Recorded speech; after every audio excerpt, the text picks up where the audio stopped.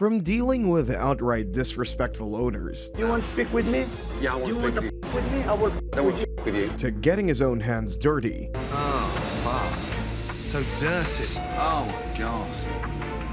What is that? Gordon Ramsay went neck-deep in helping these nightmare restaurants. Here are the ones that survived his interventions versus the ones that failed miserably, starting with Street Beastro, where Gordon was impressed by the owner, Joe, and his claim that his restaurant is strictly farm to fork. What excites me is when I see a man this motivated to put all this effort into food in your local bistro.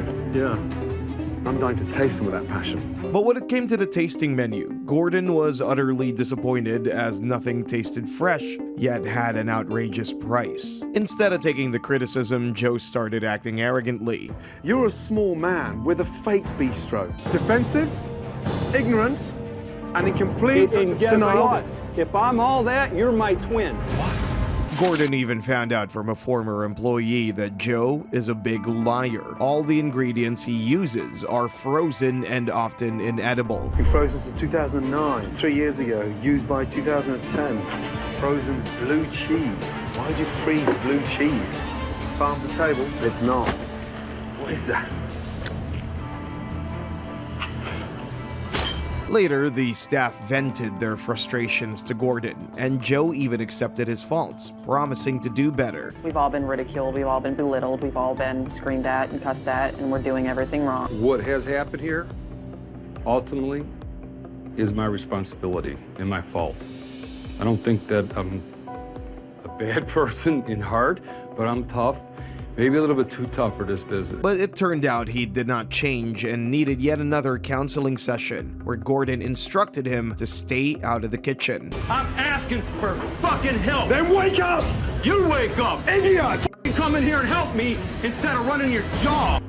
You cannot be in that kitchen. Eventually, the restaurant accepted Gordon's new menu and welcomed a new chef. And for a moment, it seemed like things were finally turning around.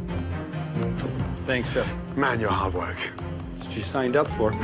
But the restaurant still failed. Several employees quit or were fired, and Joe returned to the kitchen against Gordon's warnings. They continued to serve people with Gordon's menu, and in 2014, as a last resort, Joe rebranded the restaurant as Maple City Tavern. Unfortunately, the reviews still heavily criticized Joe and the food. Bland, overpriced food. Service was horrible due to management being clueless with regards to leadership. The absolute worst experience I've ever had. Not to mention the owner's extremely loud and yelling at staff during dinner service. Eventually, Joe sold off the property. And while Street Beastro failed miserably even after Gordon's help, it was a different story for the next restaurant, which pulled off an unexpected turnaround. Located in a posh neighborhood of Florida, Le Bistro was suffering from owner Andy's stubbornness to change the age-old menu. Andy was one of the top Michelin-trained chefs, but his ego outweighed his talent. Cooking classes go very, very well for us. I don't want you to fuck it up to try and make a mockery of what I'm doing in front of these people. Jesus. Are you always like this or Always like what? so defensive? You ask me a question, I'm answering you. Upon tasting the food, Gordon didn't like the dishes and even almost chipped his tooth. But Andy was still adamant about accepting any criticism. I'm the chef. You don't like it? That's fine. It's your opinion. You don't like it. We're no good. I'm lousy. Whatever. Learning the situation, Gordon helped the sous chef Hendrik take more responsibility in the kitchen, who eventually received praise from the customers. Oh, there we go. Look at that. Thank you. Yeah, the snapper is really good. Gordon eventually had another conversation with Andy, who finally accepted his faults. You've brought it to light.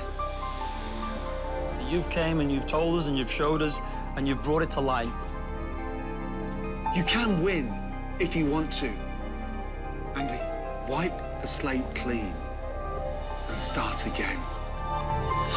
And the next day, Gordon showed Andy and Ellen a newly renovated restaurant, which made them quite happy. They then prepared a new menu and even invited local people and VIPs. And after so long, the customers left satisfied.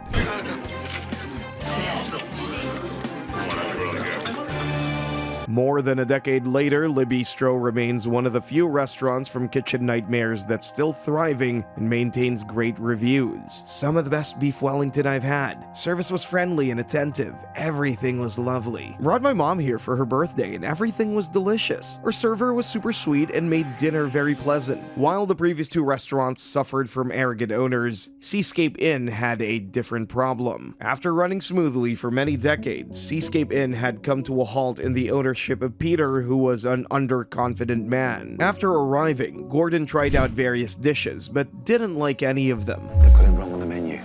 It's not a crab cake. It's a crap cake. Because I feel if I eat any more, I'll be crapping for the next 105 years. Turns out, in the kitchen, he found that both Chef Doug and sous chef Charles were pretty rude, while Peter failed to instruct them. Chef Doug does not listen to a word I say, but sometimes I'm not in the mood. What a sad Oh, can I clean it now? In addition to the restaurant's poor condition, Gordon was horrified at the disgusting state of the kitchen and the disgusting food. fresh. Angered, Gordon shut down the kitchen, forcing the grumbling chefs to clean it all. I don't care, but we're not cooking a fucking cookie out of here.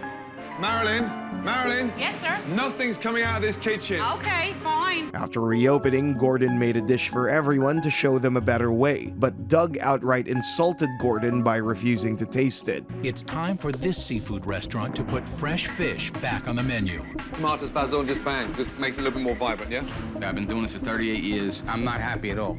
I think he needs to back off. That's beautiful, huh? It's come down to the point where I really don't listen anymore. Let him do what he wants. You don't want to taste? No, I'm good. Taste it. Jesus. Taste it, Dad. No, I'm good, thank you. Realizing that the chefs were adamant in their refusal to change, Gordon instructed Peter to fire them and helped him vent out his frustrations and find his voice as an owner. The one thing that I need you to carry out for me, I want you to go in the kitchen and ask Doug and Charles to take it off. Following a redecoration and hiring a new chef, Gordon introduced a new menu. And after a successful relaunch night, Gordon left Seascape a completely changed place. Finally, I feel Peter actually took charge.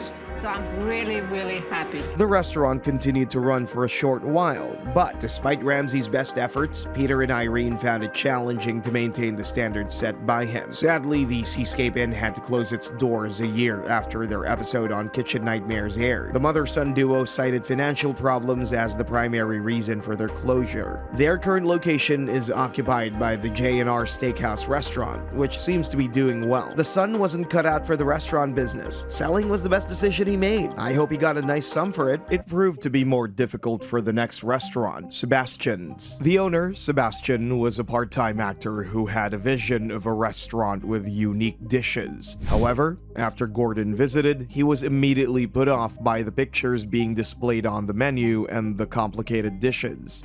Christ. There's photographs on the menu. There's pictures.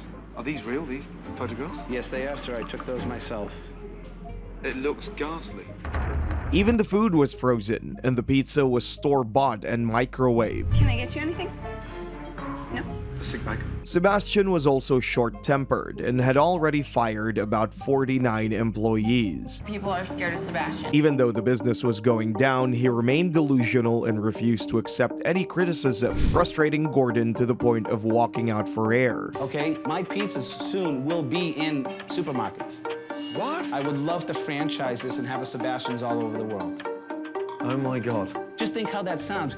Sebastian's all over the world. That makes me excited. This guy is seriously off his fucking trolley. I just won that one. I won that one. What on earth is going on in his up delusional mind? Gordon soon invited two expert pizza tossers to teach Sebastian's team how to make authentic pizzas. Eventually, the restaurant also got renovated, adding a new, less complicated menu and a brand new mixer to prepare fresh dough. Still, on the relaunch night, Sebastian stubbornly reverted to his old menu, causing a mix-up in the orders. We started using an old menu, and there was so much confusion in the kitchen. When Gordon intervened, Sebastian blew up and stormed out in anger.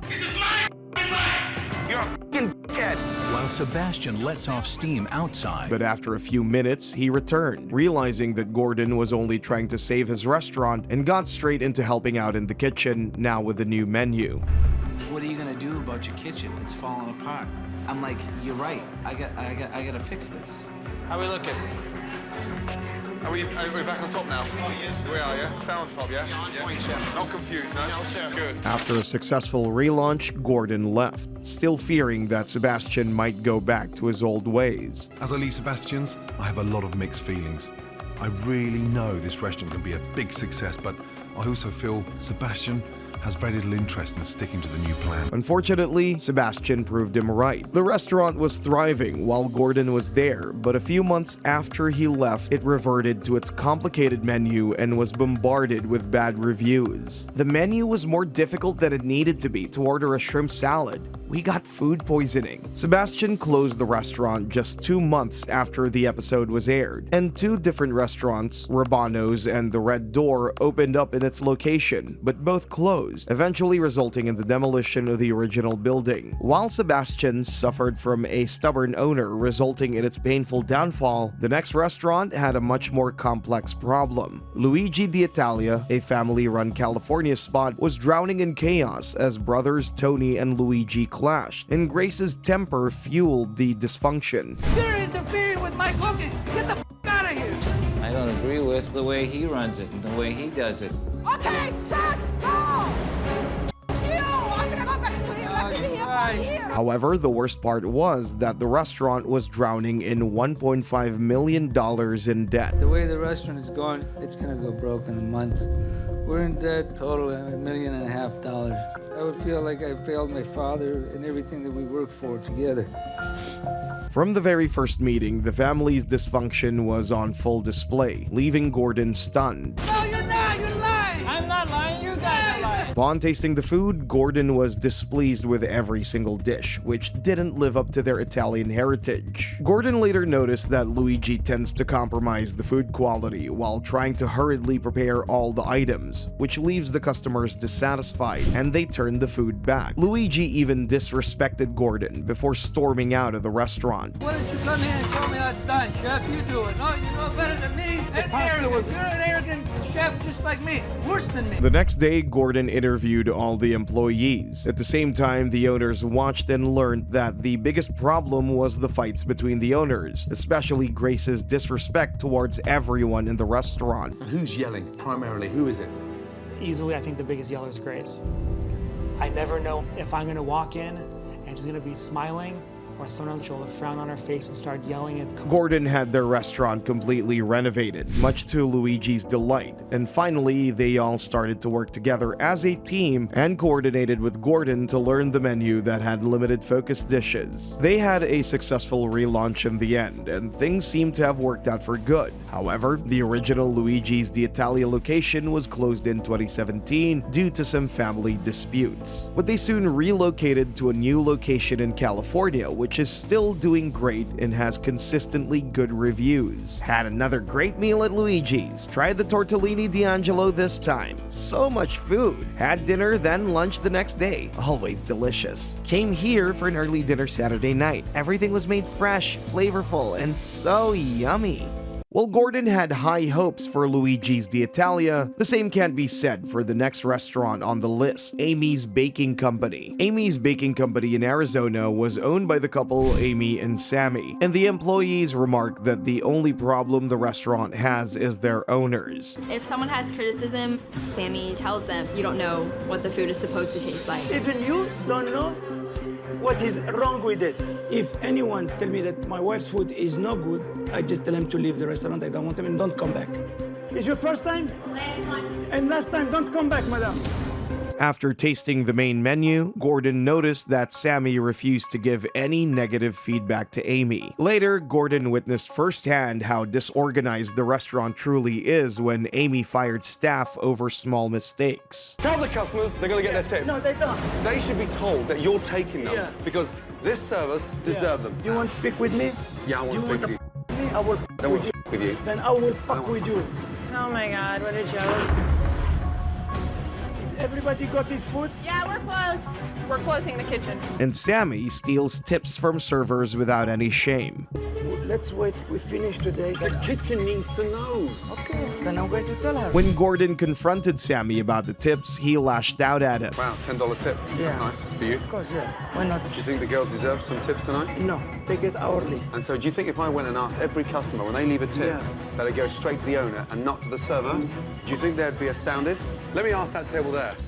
Sir, the tip that you left the young lady server, the owner takes the tips. Even talking to Amy proved fruitless, as she refused to accept any fault in her cooking or her attitude. The next day, Gordon met the former employees and learned how they suffered at the hands of both Sammy and Amy. I was hired as a food runner. Sammy told me that he didn't like people who went to culinary school because he didn't think that we knew anything. And Gordon was soon left speechless after talking with the couple. You're attacking my business and my life. This is all I do is live this life every day. You're not telling me the problems. You are saying I'm delusional, I'm this, I'm this, I'm this. And for the first time in the history of kitchen nightmares, he walked out of the restaurant, giving up on them. I can't help people that can't help themselves and cannot ever take 1 ounce of criticism.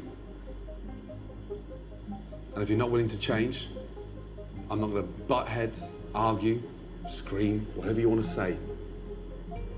But this is not normal. However, this was only the beginning. As soon as the episode aired, Amy and Sammy became the target of mockery by thousands of viewers across the world. But it didn't stop the two from retaliating. They continued to fight the internet wars through various posts and comments. You people are all shit. Yelp shit. Reddit shit. Every shit come to here. I will fucking show you all. I am Wonder Woman. I'm a great chef, a great wife, and a great mom to my kids. And we will be parents to a human kid one day too. We'll show all of you. Their behavior even got tagged as the most epic meltdown on Facebook. However, a long and elaborate drama unfolded afterwards, where Amy and Sammy's criminal history was revealed to the public. The story is known already 20 years ago. 30 years ago it's known. The deportation case appears to stem from Buzaglo's record in Europe. Shows Buzaglo may be under ICE investigation because he did not disclose his past on his U.S. immigration petition. The record also shows that France and Germany no longer allow Buzaglo into their countries. After all was said and done, Amy's Baking Company closed 2 years after the episode aired. Amy's Baking Company in Scottsdale closes. Amy Buzaglo denied the business was in financial trouble or was closing because of negative publicity.